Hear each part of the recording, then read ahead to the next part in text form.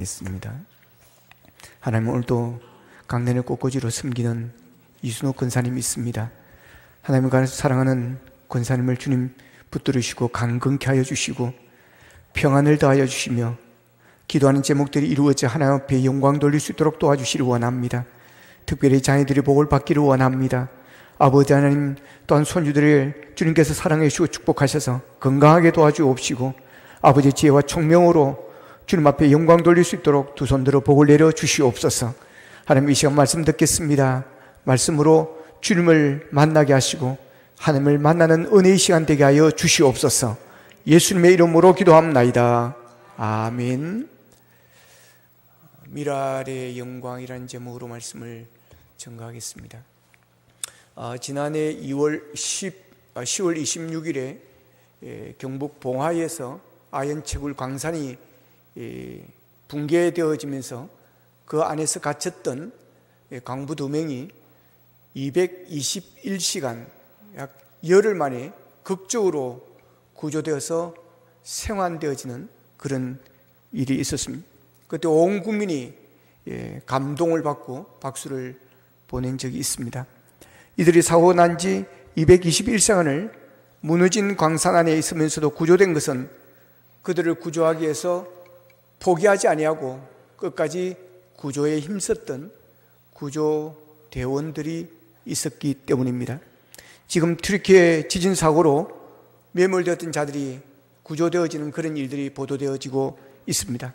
지진 사고로 매몰되어 있던 사람들이 구조되는 것도 마찬가지로 그들을 구조하고자 하는 구조대원들이 세계 각지에서 몰려와서 함께 협조하며 구조하는 구조대원들이 있기 때문입니다. 그동안 우리나라에서 광산 매몰 사고가 여러 번 있었습니다. 그때마다 경에 갇혔던 사람들이 극적으로 구조되어지는 그런 일들이 있었고, 세계 곳곳에서 지진으로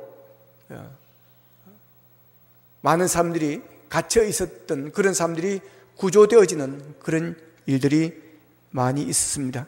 화재로 또한 빠져나오지 못하고 그 속에 갇혀 있다가 구조되어지는 그런 일들도 많이 있습니다. 근데 이런 것은 다 소방대원이나 구조대원들에 의해서 구조되었지, 그 안에서 갇혔던 자들이 스스로 땅을 뚫고 나와서 구조되었다는 말은 들어본 적이 없습니다. 구조대원들은 정말 귀한 일을 하는 사람들입니다. 사람을 살리는 일은 정말 소중한 일입니다. 사람을 살리는 일은 우리에게 감동을 줍니다. 그만큼 한 생명이 소중하기 때문인 것입니다. 예수님께서 우리에게 감동을 주는 것은 생명을 살리는 주님이셨기 때문에 그렇습니다. 예수님께서 하늘 보좌로 버리시고 이 땅에 내려오신 것은 우리 모두를 살리고 우리에게 영원한 생명을 주시기 위해서인 것입니다. 예수님께서 요한복음 10장 10절에서 이렇게 말하십니다. 도둑이 오는 것은 도둑질하고 죽이고 멸망시키는 것뿐이요, 내가 온 것은 양으로 생명을 얻게 하고 더 풍성히 얻게 하려는 것이라 그랬습니다. 여기서 도둑은 사탄이요 마귀를 말합니다. 사탄 마귀는 사람을 죽이고 도둑질하고 멸망시키는 것이 그들의 목적인 것입니다. 그런데 이 많은 사람들이 이런 사탄 마귀의 유혹에 넘어가는 것은 이들의 유혹이 너무나도 강하기 때문에 그렇습니다. 이들의 유혹이 너무나도 그럴싸하기 때문에 그렇습니다. 사탄 마귀는 사람을 넘어뜨리는 천재입니다. 그래서 유혹하는 데는 대가인 것입니다. 그래서 아담과 하와도 그 에덴 동산에 있으면서도 여러분 넘어갔다는 것 아니겠습니까? 그만큼 우리가 경계하고 조심해야 될 그런 대상이라고 하는 것입니다. 그래서 우리가 가까이 하지 말아야 될 사람들은 가까이 하지를 말아야 되는 것입니다. 아무리 뭘 잘해준다 해도, 아무리 친하다고 해도 가까이 하지 말아야 될 사람, 냉정함이 우리에게 필요한 것입니다. 사기꾼들의 특징이 있습니다. 말을 너무 잘한다라고 하는 것입니다. 거짓말을 너무 건사하게 더 진짜처럼 말하는 것입니다. 말이 천상유수입니다. 다 거짓말을만 그렇게 하는 것입니다. 그래서 속아 넘어가는 것입니다. 또한 사기꾼들은 처음에 너무너무 친절하고 너무너무 잘해준다는 것입니다. 너무 착한 행세를 하고 너무 순진해 보이는 것입니다. 그러기에 거기에 다 넘어가는 것입니다. 너무 친절하고 너무 순하고 착하니까 경계를 안 하는 것입니다. 완전히 그냥 무방비 상태로 있다가 그냥 그대로 당해버리는 것입니다. 친절하다고 다 좋은 게 아닙니다. 처음에 잘해준다고 여러분 팍 넘어가면 안 됩니다. 사람은 지내봐야 합니다. 따라합시다. 사람은 지내봐야 한다. 사람은 지내봐야 합니다. 사람은 겪어봐야 합니다. 그러니까 처음에 너무 친절하고 너무 잘해줄 때 여러분 넘어가면 절대 안 됩니다. 항상 조심해야 됩니다. 여러분 이단들이 그렇습니다. 이단들이 사기꾼의 모든 것을 다 배워서 접근합니다. 말을 너무 잘합니다. 기존교회는 썩었고 부패하고 교회는 이렇고 사랑이 없고 정이 없고 막 온갖 이야기 다 합니다. 완전 너무너무 그럴듯합니다. 너무너무 그럴싸합니다. 그리고 너무 친절합니다. 너무 잘해주는 것입니다. 너무 착한 행세를 하는 것입니다. 그러니까 그냥 넘어가는 것입니다. 사탄 마귀는 처음에 그렇게 잘해주다가 귀하게 되면 도둑질하고 빼앗아가고 죽이고 멸망시키는 것입니다.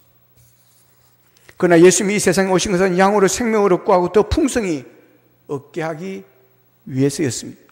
마귀는 빼앗아가는 자입니다. 남의 남편도 빼앗아가고 남의 아내도 빼앗아가고 남의 돈도 빼앗아가고 남의 교인도 빼앗아갑니다. 그러나 예수님은 주는 자입니다. 모든 것을 주는 자입니다. 자신의 생명까지도 주는 자임을 믿으시기를 바랍니다. 오늘 본문에 보면 빌립과 안드레가 예수님을 찾아갔습니다. 찾아가니까 예수님께서 이렇게 말씀하십니다. 인자가 영광을 얻을 때가 왔도다. 그럼 인자가 영광을 얻을 때가 왔도다. 이 말을 듣는 빌립과 여러분 이 안드레 생각해 주십시오. 얼마나 가슴이 벅찼겠습니까? 드디어 이 말을 듣고 싶었던 것입니다. 그동안 예수님의 제자들이 예수님을 따랐던 이유가 바로 여기에 있는 것입니다. 인자가 영광을 얻을 때가 왔다다. 기회가 왔다는 것입니다. 그들이 기다리던 예수님이 왕이 되고 임금이 될 기회가 왔다는 것입니다. 이제는 나도 입각할 수 있겠구나라는 그런 생각을 가지게 만들어주는 것입니다. 그런데 예수님은 빌립과 안드레가 생각했던 것은 다른 말씀을 합니다. 그들이 이해하기 어려운 말을 하는 것입니다. 그것이 바로 하늘의 미랄 이야기입니다. 오늘 본문 24절입니다. 같이 읽겠습니다.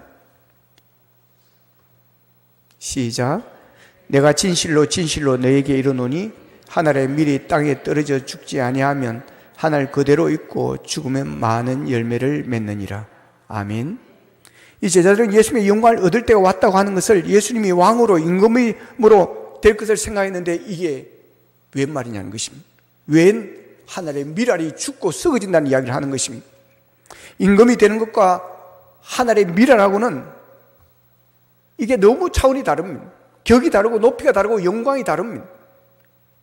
썩어지는 밀알이 되는 것과 인자가 영광을 얻는 것과는 연결이 되지 않습니다. 매치가 되지를 않습니다. 일반적으로 인자가 영광을 얻을 때가 왔다는 것은 얼마나 기다리는 때이겠습니까? 올림픽을 준비하는 선수가 잘 준비를 했습니다. 훈련을 거듭할수록 기록이 올라가는 것입니다. 감독이나 다른 사람들이 볼 때 이번에 꼭 신기록을 낼 수 있을 것이다. 최고의 기록 경신을 깰 것이다 라는 기대감을 가지고 있습니다. 이제 며칠 후면 올림픽 경기가 있습니다. 이때 하는 말이 이제 그 선수가 영광을 얻을 때가 왔다 그런 것입니다. 이제 때가 왔다는 것입니다. 드디어 며칠 후면 신기록을 세우면서 금메달을 목에 걸고 시상대에 올라가서 애국가를 부르면서 상을 받는 그 모습, 그때 이제 영광의 때가 왔다. 이렇게 이때 쓰는 말이 바로 그 말 아니겠습니까? 그런데 예수님의 인자가 영광을 얻을 때가 왔다고 하시면서 썩어지는 조그마한 하늘의 미랄을 이야기하고 있습니다. 왜 예수님은 미랄을 보시며 인자가 영광을 얻을 때가 왔다고 할 정도로 감격하고 계시는 것입니까? 미랄이 금으로 변하기 때문입니까? 미랄이 다이아몬드로 변하기 때문입니까? 십자가에 죽으실 날이 가까운 절박한 상황인데 다행히 헬라인들이 추종하고 유대인들이 호산나를 부르며 왕으로 환영하고 있습니다. 그런 상황에서 예수님께서는 미랄을 보신 이유가 무엇일까요? 이 중요한 시점에서 미랄 속에는 영광에 대해서 이야기하고 계시는 것입니다. 보통 사람이 생각하는 것은 큰 것, 잘 되는 것, 높아지는 것입니다. 그러나 예수님은 미랄 하나에서 영원한 생명을 본 것입니다. 아무리 높아지고 잘 되었다 할지라도 여러분 생명이 없는 것은 아무것도 아니라고 하는 것입니다. 가장 중요한 것은 생명을 이야기하는 것입니다. 미랄 하나, 이것은 가치로 따지자면 정말 미약한 것입니다. 헤롯의 영광, 과이사의 권자에 비하면 얼마나 미미한 것입니까? 그런데 예수님은 미라에 주는 영적인 원리 때문에 가치를 대단한 것으로 평가하고 있는 것입니다. 세상에 쓸모있는 많은 것들이 있지만 하나님께서 자신에게 주시는 계시와 삶의 원리들을 가장 중요하게 생각을 하십니다. 예수님이 소중하게 여기는 것들과 마귀들이 세상이 중요하게 여기는 것에 차이가 있습니다. 뜻과 명예와 세상의 영광 등 이런 것들보다는 사람들이 소홀히 여기는 말씀과 십자가와 예배 등이 예수님께 더 소중했습니다. 예를 들면 예수님은 누룩을 보시면서 하나님의 나라를 봅니다. 온 우주의 창조주께서 주목하고 있는 것이 밀가루 속에 형체도 보이지 않는 누룩이었다는 것입니다. 그 속에서 하나님의 섭리와 세상을 움직이는 원리를 발견하신 것입니다. 어부들의 그물에서 하나님의 선택의 은총을 봅니다. 겨자씨에서 하나님의 능력과 영적인 원칙들을 발견하실 때 기뻐하십니다. 우리들은 손에 쥐는 물질적인 차원에서 가치를 생각하는데 예수님은 영적인 차원의 원리에서 기뻐하는 것입니다. 하나님과의 관계 속에서 영적인 원리들을 발견하고 하나님의 만드신 세계 속에서 영적인 원리들을 발견할 때 기뻐하시는 것입니다. 아마 잔치하거나 파종하다가 떨어진 미랄 하나를 본 것 같습니다. 그런데 그것을 보시면서 발견하는 진리들을 인해서 기뻐하시는 것입니다. 우리가 어떤 것을 잃었거나 또한 얻었거나 황당한 사건을 당했을 때 하나님의 원리와 사랑을 발견하면 기뻐하는 것입니다. 하나님의 영적인 섭리와 손길을 느낀다면 행복한 것입니다. 얻고 잃고가 문제가 아닌 것입니다. 주님은 말씀하십니다. 하늘의 밀이 땅에 떨어져 죽지 아니하면 하늘 그대로 있고 죽으면 많은 열매를 맺느니라. 하늘의 밀은 미약합니다. 보잘것없습니다. 그 하늘로 작은 빵 하나도 만들 수 없습니다. 그런데 하늘의 밀이라고 하시면서 예수님께서 소중하게 여기는 것은 그 안에 생명을 본 것입니다. 하늘의 밀이 비록 작을지라도 그 안에 생명이 있기 때문입니다. 예수님은 밀알 속에서 영원한 생명을 봅니다. 작을지라도 죽어 땅에 떨어지면 30배, 60배, 100배의 결실을 맺는 그 열매를 보는 것입니다. 또 이것들을 심으면 또 무수한 알갱이들이 생겨서 많은 사람들을 살리는 일을 이어갈 것을 본 것입니다. 예수님이 바로 이런 하늘의 밀알이십니다. 하늘의 밀알과 같이 미약해 보이고 보잘것없어 보이지만 예수님이 귀한 것은 예수 안에 생명이 있기 때문입니다. 예수님은 아주 미약한 개인에 불과하지만 예수님 한 분이 이 땅에 떨어져 죽으시면 그 예수님의 생명이 많은 사람들의 생명의 양식이 되어지는 것입니다. 예수님은 하나의 미랄로 이 세상에 오셨습니다. 하나의 이 미랄의 신비는 죽지 않고 그대로 있으면 하늘 그대로 있지만 죽으면 많은 열매를 거두는 것입니다. 예수께서 말씀 하나의 미랄은 예수님의 죽음을 예고하는 것입니다. 인자가 영광을 얻을 때가 왔다고 하신 것은 그의 죽음이 가까웠다는 것입니다. 그 모습이 바로 하늘의 미랄의 모습이라는 것입니다. 예수님은 자신의 죽음을 알고 있었습니다. 그런데 곧 닥칠 죽음의 고통받아도 더 다이나믹한 생명을 자신 몸속에 있는 생명의 능력에 감사를 하고 있습니다. 그렇게 많은 열매를 기대하시는 것입니다. 하나님께 감사하고 영광을 돌리고 있습니다. 인류를 구원하고자 하는 영광을 보며 기뻐하는 것입니다. 그런데 예수님 당시의 사람들은 예수님께서 이 땅에 오신 목적을 알지를 못했습니다. 예수님의 제자들조차도 예수님의 이 땅에 오신 목적을 그들은 오해하고 있었습니다. 예수님께서 제자들에게 나는 이제 예루살렘으로 올라가서 서기관들과 대제사장들과 장로들과 많은 그들에게 고난을 받고 죽임을 당할 것이라고 말씀을 하셨을 때 수제자 베드로가 그런 말을 합니다. 주여 그리하지 마옵소서. 이 일이 결코 주님께 미치지 아니할 것입니다. 그러자 예수님께서 베드로에게 뭐라고 그럽니까? 아주 냉정합니다. 사탄아 내 뒤로 물러가라. 너는 나를 넘어지게 하는 자로다 그럽니다. 왜냐하면 예수님이 죽으시기 위해서 이 땅에 오셨기 때문입니다. 예수님은 죄로 말미암아 죽을 수밖에 없는 죄인들을 살리기 위해서 십자가에 못 박히시기 위해서 이 땅에 오신 것입니다. 이것이 완성되어져야만 예수님이 성공한 것입니다.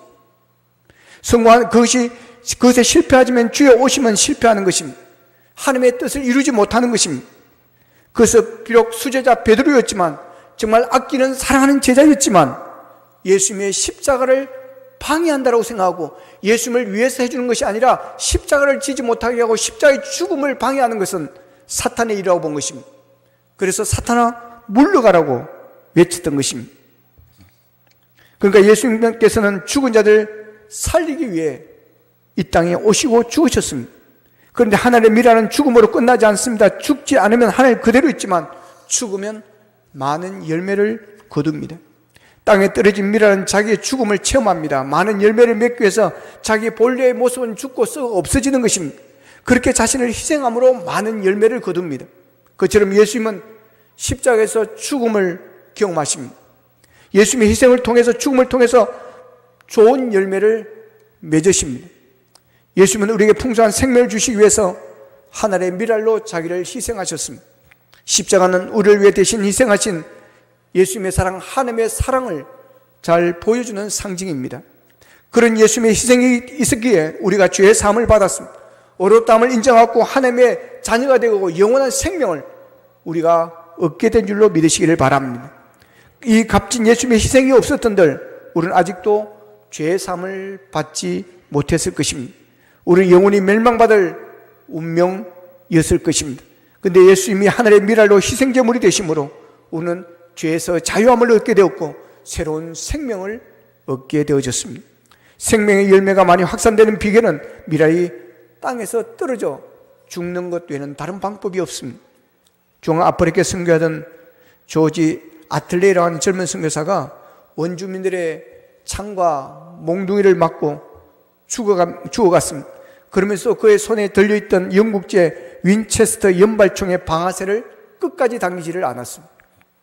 만일 그가 총을 쏘았다면 자신은 죽지 않았을 것입니다. 그러나 이 젊은 선교는 자기를 죽이려고 덤벼드는 그 사람들 향해서 끝까지 방아쇠를 당기지 않았습니다. 만일 그가 그들을 죽인다면 그 마을에서는 영원히 하나님의 복음을 전할 수 없다는 판단을 했기 때문이었습니다. 자신들을 죽이는 자가 전하는 예수를 누가 믿겠느냐고 하는 것입니다. 복음을 전하러 왔다가 예수를 전하러 왔다가 총으로 자기들을 다 죽였다고 한다면 그 남은 자들이 누가 또다시 와서 복음을 전할 때 누가 복음을, 예수를 믿겠느냐고 하는 것입니다. 그로 인해서 그는 끝까지 방아쇠를 당기지 않았고 총을 든 채로 개처럼 끌려다니면서 사지가 찢기면서 비참하게 죽어갔습니다. 그가 죽은 후에 그 총 속에 총알이 10발이나 장치되어 있다는 것을, 그 총을 그들이 발견하고 원주민들이 감동을 받습니다. 어떻게 이럴 수가 있을까? 누구나 다 살기를 원하는데 그 총을 쏘면 자기는 살고 우리는 죽을 수 있을 텐데 왜 자신의 죽음을 선택하고 그 총을 쏘지 않았을까?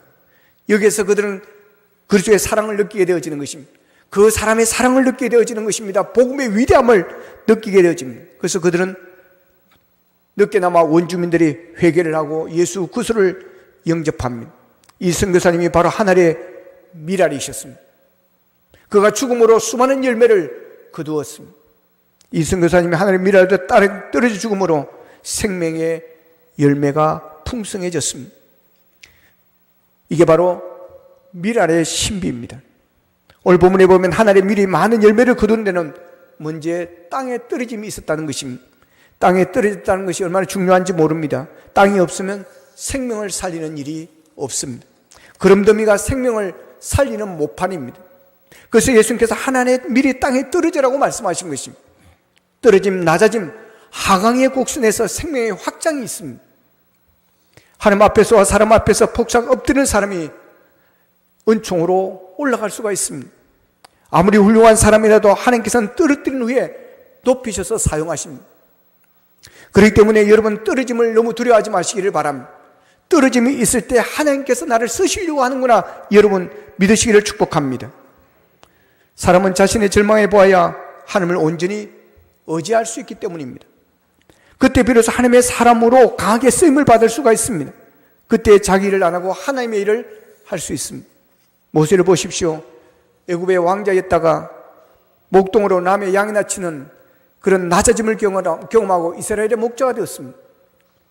요셉을 보십시오. 색동옷의 기공자를 타국인의 노예로, 종으로, 죄수로 완전히 땅바닥까지 떨어뜨리고 나서 그를 높여 쓰십니다. 예수 그리스도는 십자가라는 최악의 자리까지 그 자리에서 인류를 구원하는 역사를 이루게 되었습니다. 예수님은 땅에 내려오시는 사건을 통해서 인류를 구원하십니다. 이처럼 예수님은 하강하는 인생, 떨어지는 것을 중요하게 생각하십니다. 거기에 능력이 있음을 아셨습니다. 물이 떨어질 때 에너지가 생기고 고기압에서 저기압으로 공기가 이동할 때 바람의 힘이 생기는 것입니다. 이것이 하나님의 창조의 원리고 세상을 살리는 행복의 법칙인 것입니다. 때때로 우리가 내려오는 순간 내가 새롭게 빚어지고 있다는 것을 기억하셔야 합니다. 모든 위대한 인생이 이렇습니다. 고난이 없는 인생은 쓸모가 없습니다. 인간은 본성적으로 교만하기에 낮아짐이 없으면 하나님을 찾지 않습니다. 하나님은 높은 곳에서 추락하는 그 길목에서 기다리고 계십니다. 고난이 없으면 새롭게 빚어지지 않습니다. 이상의 높아진 자리에서 하나님을 만나지 못합니다. 죽을 자리에 가고 병이 들고 자식 때문에 힘들어지고 그리고 사업이 망해가야 하나님을 찾습니다. 절박한 상황에 내몰리는 것은 하나님을 찾게 하시는 하나님의 은혜입니다. 하나님의 호출이십니다. 떨어지는 그 자리가 은혜의 자리입니다. 그것이 중요한 원칙입니다. 겸손한 자만이 하나님 자신의 한계를 인식하는 자만이 여러분 쓰임을 받습니다. 하나님의 이 영적 법칙을 예수님은 아신 것입니다. 그 자리에서 하나님의 능력을 맛봅니다. 예수님은 하늘의 왕관 대신에 십자가의 가시관을 쓰는 자리에 들이셨습니다. 온 세상에 창조하신 손이 십자가에 그친 대못에 박히는 자리까지 낮아지셨습니다. 이 자리에 가야 합니다. 우리 인생에서 이것을 거부해서는 안 됩니다. 하강의 길, 내리막길을 사랑할 줄 알아야 됩니다. 우리 스스로 낮은 자리로 가야 합니다. 예수님은 깨닫이 하나를 보여주면서 그 미래적 영광과 위대함을 보았습니다. 생명의 위대함입니다.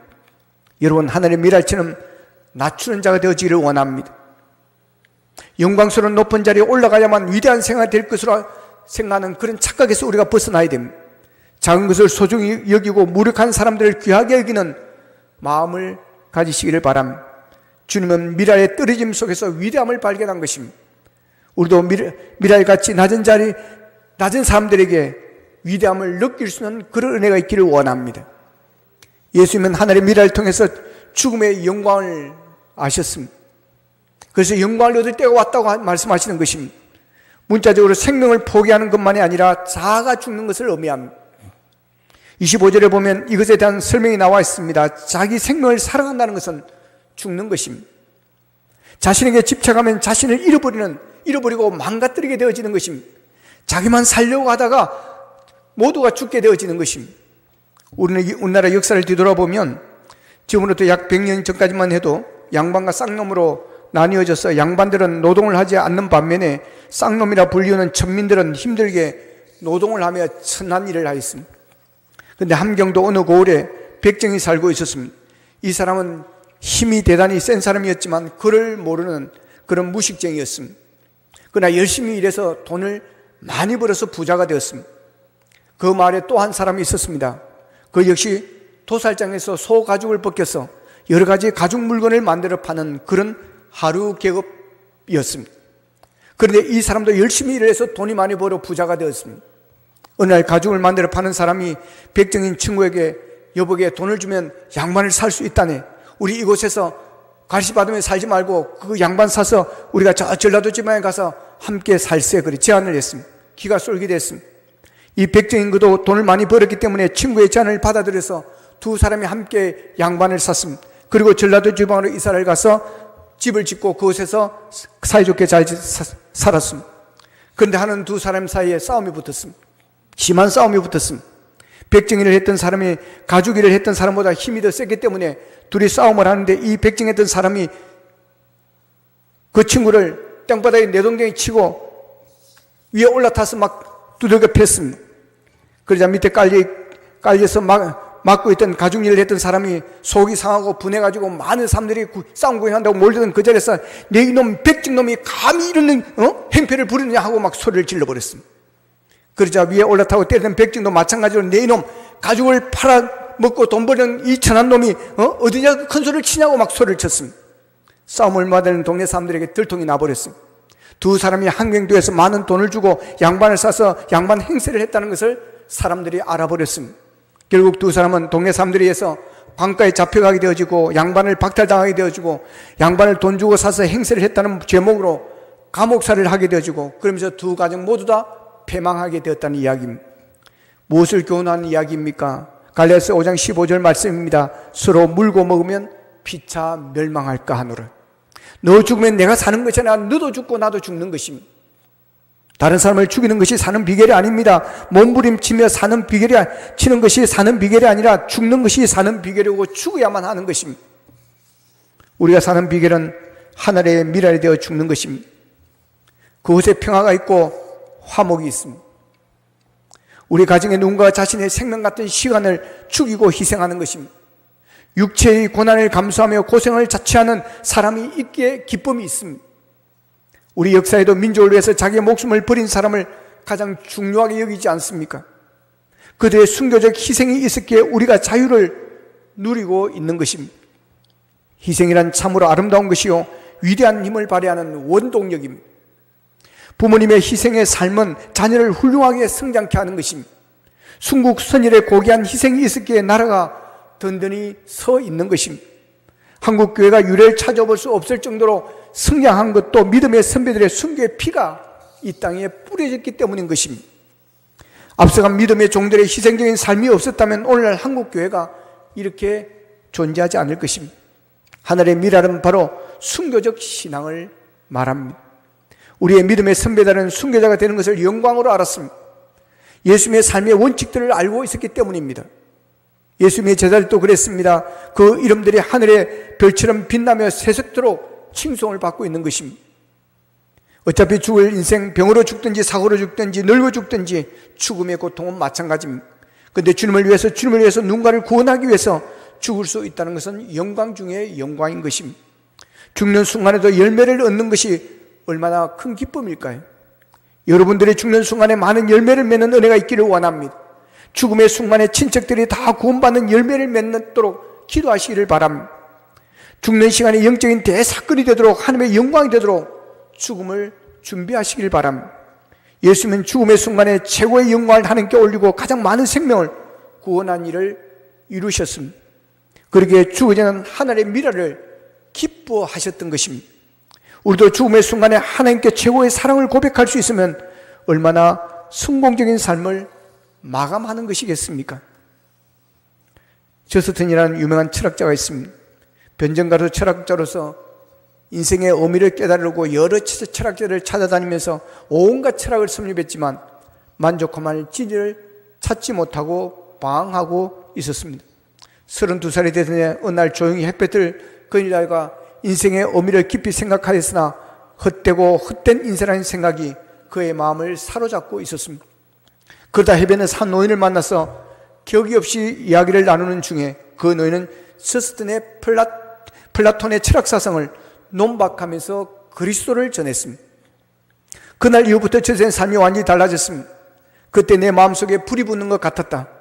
그리고 그때부터 나는 예언자들과 그리스도의 친구가 되었던 사람들의 사랑을 발견하게 되었다. 나는 이것이야말로 믿을 수 있고 가치 있는 유일한 철학임을 알았다고 후일에 그는 고백합니다. 회심한 저스틴은 기독교 단체를 찾아다니면서 기독교 진리에 대해서 열심히 배웠습니다. 그 후에 30년간 온 힘을 다해 기독교에 헌신할 뿐만 아니라 널리 복음을 전파하는 일에 힘을 썼습니다. 그러다 키니커스 학파의 철학자들과 논쟁을 벌이다가 모함을 받아 다른 그리스도인 6명과 함께 로마의 장군 루스티쿠스 앞에 끌려가 신문을 받게 되어졌습니다. 루스티쿠스가 말합니다. 로마의 신들에게 제물을 바치라. 저스틴이 그럽니다. 올바른 정신을 가지고 불신앙을 위하여 신앙을 포기할 사람은 없다 그럽니다. 루스티쿠스가 다시 말합니다. 만약 네가 내 말에 복종하지 않으면 너는 무자비한 고문을 당하게 될 것이다. 저스틴은 주저없이 대답합니다.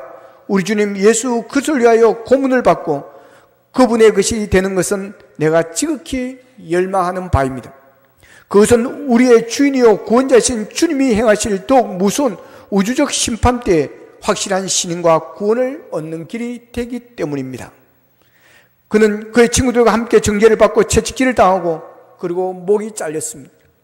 순교를 당하는 순간에도 그는 조금도 두려워하지 않았고 기쁨으로 기독교의 진리와 자기의 믿음을 그는 고백합니다. 우리가 원하는 것은 우리 주 예수 그리스도를 위하여 고난받는 것밖에는 없습니다. 왜냐하면 세상 사람들이 장차 하나님의 무서운 심판의 자리에 설 때 구원과 기쁨을 주는 것은 바로 이 고난임을 알기 때문입니다 라고 고백합니다. 그는 세상이 감당하지 못할 사람이었습니다. 여러분, 우리 모두가 하나님의 미라에 대하여 날마다 죽는 자가 되어지십시다. 순교자의 신앙으로 우리가 살아가십시다. 내가 희생하고 내가 고생하는 것을 두려워하지 말고 그것을 통해서 하나님께 영광을 돌린다고 생각하고, 여러분, 우리가 순교자의 신앙으로 우리가 살아가기를 원합니다. 내가 안 죽기 때문에 열매가 없는 것입니다. 내가 안 죽기 때문에 화평이 없고 갈등이 그치지 않는 것입니다. 내가 죽지 않기 때문에 헌신하는 것이 힘들고 신앙생활하는 것이 어려운 것입니다. 내가 죽지 않고 살아있기 때문에 직장생활도 힘든 것이고 가정생활도 힘든 것이고 교회생활도 힘든 것입니다. 죽으면 아무 문제가 안 될 것을 안 죽으니까 사소한 것에 부딪히게 되어지는 것입니다.